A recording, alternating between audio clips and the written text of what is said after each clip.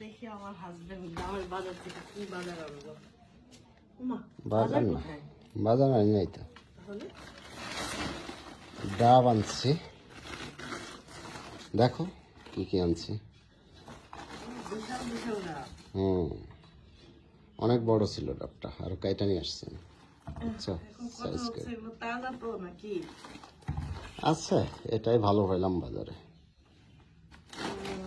আচ্ছা, এটাই ভালো পেলাম। একবার ইয়া হয়ে গেছে, কি বাড়তি আছে? নারকেল। হ্যাঁ, একবার নারকেল। নারকেল দেখাই তো নিয়ে আসছি। আর কি আছে? এটা কি? আদা। আদা। আদা তো খুব সুন্দর। অনেক মোটা মোটা। সুন্দর আদা। আদা যে মাংস রান্না করার জন্য লাগে। হ্যাঁ, এই কারণে তো আনলাম, তুমি তখন বললা। আচ্ছা, পেয়ারা আনলা? হ্যাঁ, পেয়ারা পেয়ারা আনছে। পেয়ারা তেমন মিষ্টি না, বুঝছো? আনলা কেন? আনলাম, এখনকার পেয়ারা এরকমই হয়।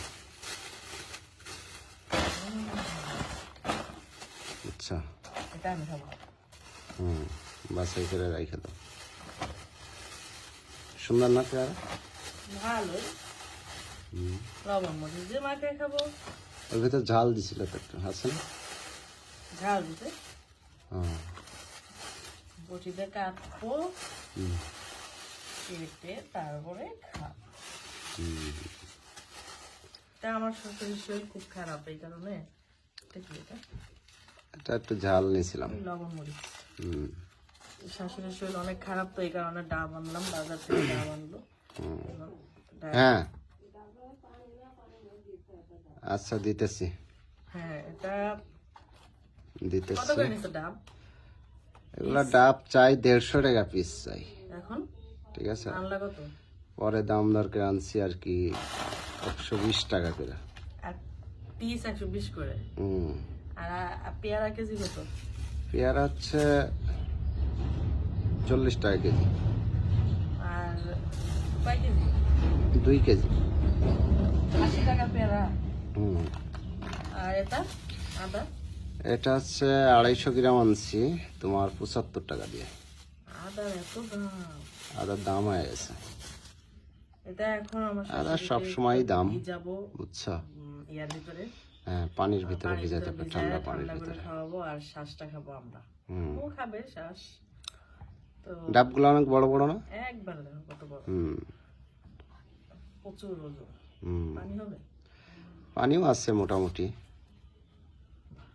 আছে না?